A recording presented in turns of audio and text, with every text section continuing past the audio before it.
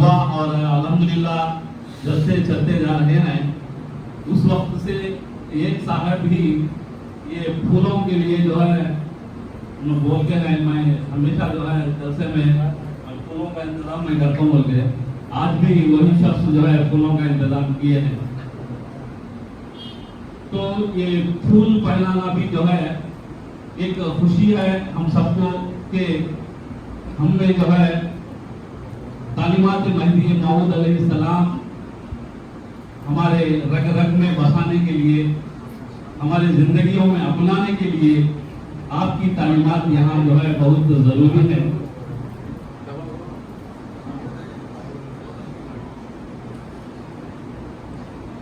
آج کا جو جلسہ ہے جب سے میلاد مہدی موعود علیہ السلام جس کو منانے کے لیے ہم مہدوی اللہ کا شکر ادا کرتے ہیں اور شکر ادا کرنا چاہیے کیونکہ اللہ تعالیٰ نے 7 بر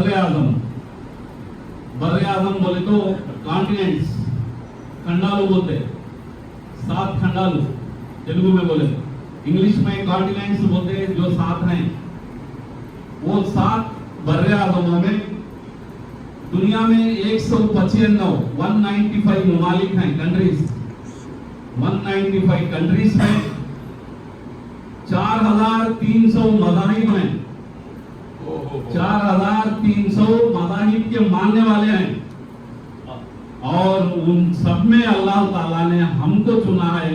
تو ہمارے مہدویت کا کتنا اچھا درجہ اللہ تعالیٰ ہم کو عطا کیا اور آقا محمد مہدی موعود علیہ السلام کا کیا مرتبہ ہے اندازہ لگائیے. ایسے آقا مہدی موعود کا جلسہ ہے 8 دن پہلے سے اعلان ہو چکا ہے آج کی تاریخ کا اور جو ہے اس جلسے میں آنے کے بجائے اور دنیاوی دوسرے کاموں میں لگ جانا خیر یہ بڑی تکلیف کی بات ہے. تکلیف ہمیں ہو رہی ہے کہ مہدوی ہوتے ہوا اللہ تعالیٰ ایک موقع عطا کیا وجیواڑے کی مسجد میں ایک مقام اللہ تعالیٰ ہمیں عطا فرمایا. آپ سب جو ہے یہاں آ کر اللہ کا شکر ادا کرنا چاہیے. تعلیمات مہدی موعود علیہ السلام کیا ہیں سننا سمجھنا اور زندگیوں میں لانا ضروری ہے. ایسا چھوڑ کر جو ہے معمولی سے کاموں کے لیے گھروں میں بیٹھنا ادھر ادھر چلے جانا بہت بڑے تکلیف کی بات ہے. پھر اللہ تعالیٰ جسے چاہتا ہے اللہ تعالیٰ وہ مرتبہ عطا فرماتا ہے. اللہ تعالیٰ جسے ہدایت دیا وہ اس محفل میں چلا آیا.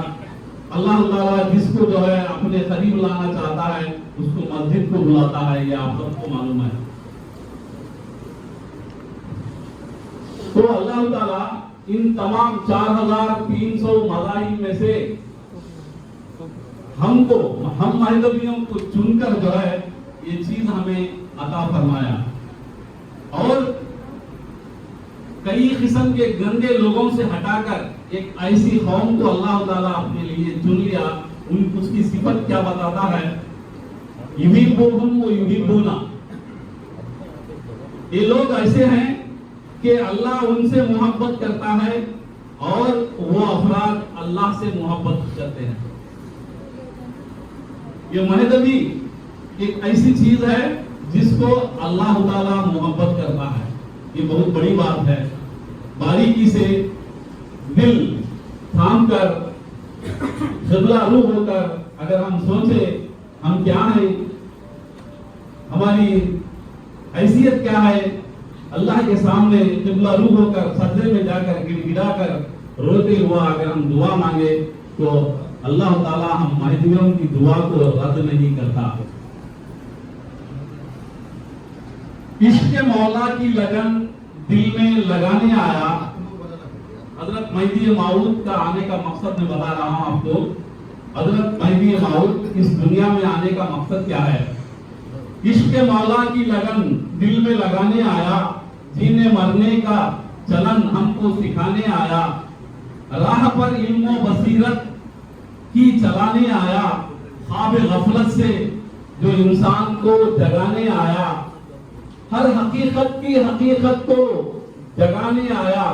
ہر حقیقت کی حقیقت کو بتانے آیا، چشم خود بھی کو خدا بھی وہ بنانے آیا، یعنی خدا کو بتانے والا، سر کی آنکھوں سے خدا تعالیٰ کا دیدار کرانے والا۔ جس طرح دین خدا عہد محمد میں تھا، پھر اسی دین بصیرت پر چلانے آیا۔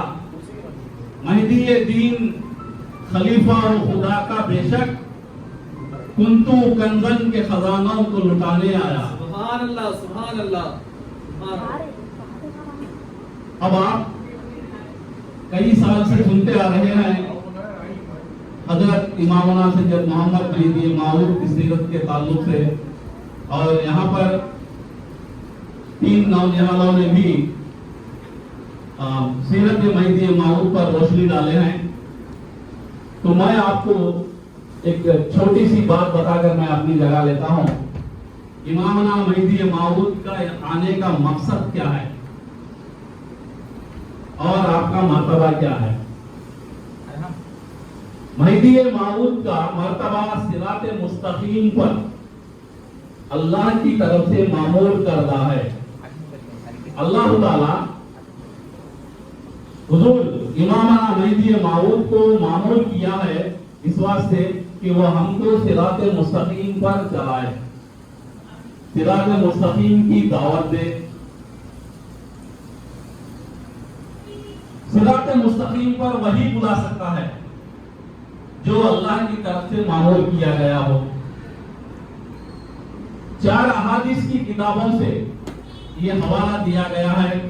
اس کا نچوڑ یہ ہے کہ حضور اکرم صلی اللہ علیہ وسلم اپنی لخت جگر بی بی فاطمہ خاتون جنت رضی اللہ تعالی عنہا کو یہ حدیث بتائے ہیں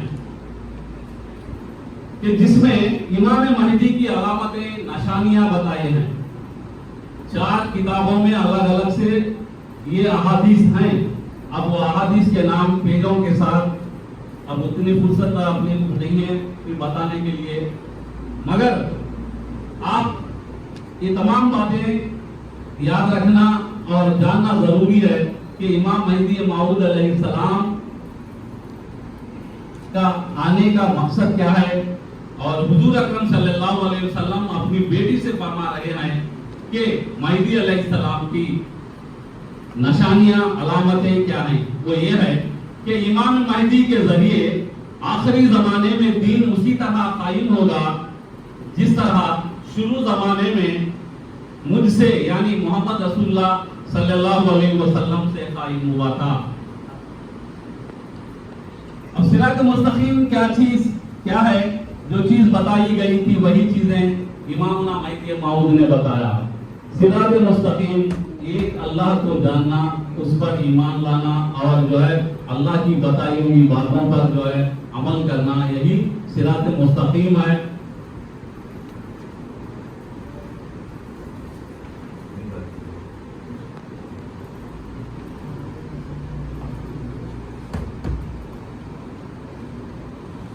حضور امامنا مہدی موعود علیہ السلام بھی وہی صراط مستقیم کے سچے راستے کو بتانے والے رہبر ہیں جس طرح سے آقا محمد مصطفیٰ صلی اللہ علیہ وسلم تھے۔ آپ فرماتے ہیں میں کوئی نیا مذہب نہیں لایا، مذہب ما کتاب اللہ و اتباع محمد رسول اللہ صلی اللہ علیہ وسلم۔ میری کوئی نئی کتاب نہیں ہے، بس اللہ کے رسول جو کتاب لائے ہیں وہی اس کی میں اتباع کرتا ہوں۔ جب مہدی موعود برحق علیہ الصلوۃ والسلام کی تشریف آوری ہوئی تو آپ نے تعلیم دی کہ زندگی کا مقصد اس دنیا میں پیدائش کا مقصد یہی ہے کہ اللہ تعالیٰ کی ذات کو حاصل کرو۔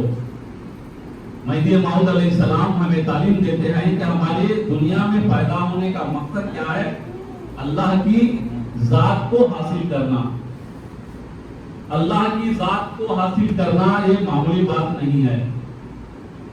اللہ کی ذات کو حاصل کرنے کے لیے کڑی محنت کی ضرورت ہے، سچے دل سے 5 وقت کی نماز ادا کرتے ہوا، حب اللہ حقوق اللہ اور حقوق العباد کی پیروی کرنا ضروری ہے. اور ایک مرتبہ کا واقعہ ہے کہ حضور مہدی موعود علیہ السلام کے دربار میں کئی قسم سے جو ہے ہیرے جواہرات سونا چاندی وغیرہ جمع ہونے کے بعد پورے فقراء آپ کے دربار میں بیٹھے ہوئے ہیں، مگر کوئی جو ہے کوئی ایک فقیر بھی اس ہیرے جواہرات کی طرف نہیں دیکھ رہا ہے. تو اس وقت ملک گوہر رضی اللہ تعالیٰ عنہ مہدی موعود سے کہتے ہیں کہ آقا آپ کے دربار میں ہیرے جواہرات یہاں پر رکھے ہوئے ہیں، مگر کوئی جو ہے اس کی طرف ایک نگاہ بھی اٹھا کر نہیں دیکھ رہا ہے. تو آپ فرماتے ہیں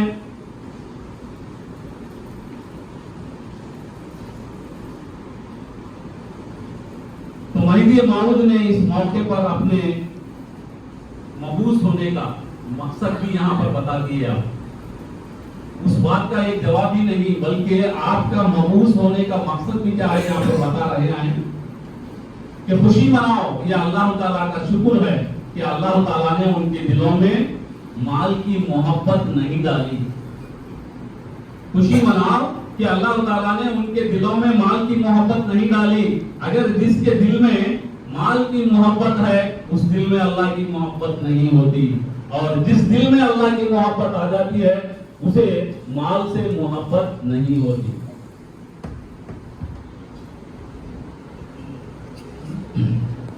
آج ہم اس کاروبار میں اپنے نوکریوں میں اور اپنے کاموں میں اتنے مصروف ہو جاتے ہیں کہ اللہ کی عبادت کیے بغیر اپنی منمانی کرتے ہیں، اور ہمارے گناہ اتنے زیادہ ہو جاتے ہیں کہ پہاڑ کے برابر ہمارے گناہ ہو جاتے ہیں، مگر ہمیں اس کا علم بھی نہیں ہوتا.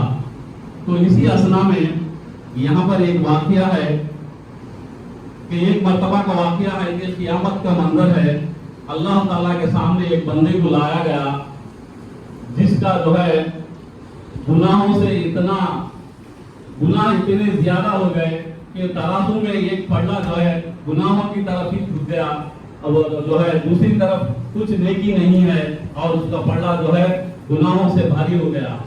تو تب اللہ تعالیٰ اس بندے کو فرشتوں سے حکم دیتا ہے کہ لے جاؤ اس کو جہنم میں ڈال دو. تو اس وقت وہ لے جانے سے پہلے فرشتے اور اس کو لے جانے سے پہلے اللہ تعالیٰ اس کے جسم کے سننے والے غور کرنے والی بات ہے، اللہ تعالیٰ اس کے جسم کے اعضاء کو بات کرنے کا پاور دیتا ہے اور اس کے جسم کے اعضاء بات کرنے لگتے ہیں. ہاتھ کی انگلیاں، ہاتھ، کان، ناک، زبان، یہ تمام چیزیں بات کرنے لگتے ہیں اور سب کہتے ہیں کہ یہ بہت بدترین آدمی ہے، اس نے بہت برا سے برا عمل کیا ہے، اس کا کوئی کام جو ہے اچھا نہیں ہے. پورے اعضاء اس طرح سے اس کے خلاف بولنے کے بعد اللہ تعالیٰ فرشتوں سے کہتا ہے کہ لے جاؤ اس کو جو ہے جہنم میں ڈال دو. تو اس وقت اس کے ایک آنکھ کا بال جو ہے وہ آگے بڑھ کر اللہ سے دعا کرتا ہے، یا اللہ میں بھی کچھ کہوں، مجھے بھی کچھ موقع دیجیے کہنے کا.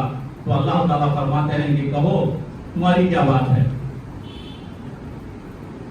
اے اللہ میں بھی کچھ کہوں. تو اللہ تعالیٰ جو حکم دیتے ہیں کہ وہ کچھ کہے. تو بال کہتا ہے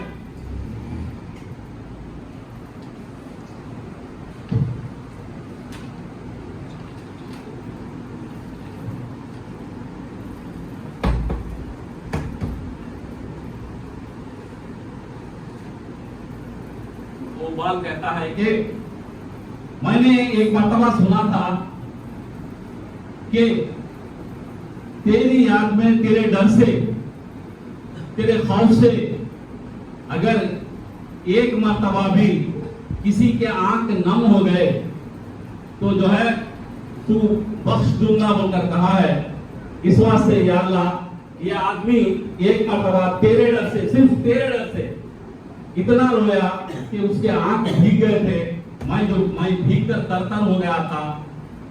ایسا گواہی دیتا ہے واہ تو اللہ کو وہ ایک ادا پسند آ گئی، اللہ کو وہ ایک ادا پسند آ گئی، اور اس کو جو ہے ملائکہ کو بلا کر اللہ تعالیٰ فرماتا ہے کہ دیکھو فرشتوں، ایک بال نے اس گنہگار کو عذاب سے بچا لیا۔ تو کہنے کا مطلب ہے اے میرے بھائیوں، ہم گناہ گار ہیں، سیاہ کار ہیں، اور دن تمام محنت مشقت کرتے ہوا نہ جانے کتنے جھوٹ بولتے ہیں۔ اس واسطے اللہ سے مسجد میں جب آتے ہیں تو ایک ماحول بنائیے، ماحول وہ ہونا چاہیے کہ اللہ ہمیں دیکھ رہا ہے، اور اللہ سے یہاں پر آ کر سجدے میں جا کر رو کر گڑ گڑا کر دعا مانگنے سے اللہ تعالیٰ بڑے سے بڑے گناہ کو بھی معاف کرنے والا ہے۔ وہ کیونکہ وہ غفور رحیم ہے، وہ رحم کرنے والا ہے۔ اور میں اس کے بعد دعوت سخن دے رہا ہوں پیر و مرشد سید نور محمد اسحاقی صاحب سے کہ وہ جلسے سے خطاب کریں۔